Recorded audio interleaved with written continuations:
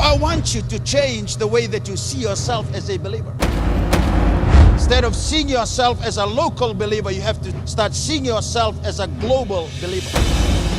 Start seeing yourself as a global church, because God's call, it's always a global call. We might be walking locally, but we must be thinking globally. We're thinking of our whole nation, not just building your own church, your own little kingdom. And it has to be global as well. We're here to make an impact and influence the world with the message of the gospel.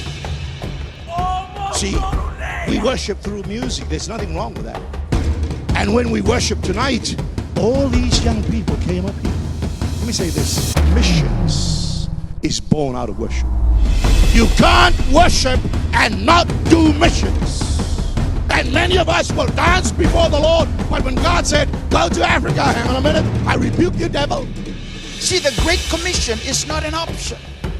It's the responsibility of every born-again believer to have a part in the fulfillment of the Great Commission in one way than the other. So if we can mobilize New Zealand, Australia, and America, they're not coming to the Pacific. They're sending their Pacific Island people and churches to the nations, to the world. Australians are sending their people. New Zealand are sending their people.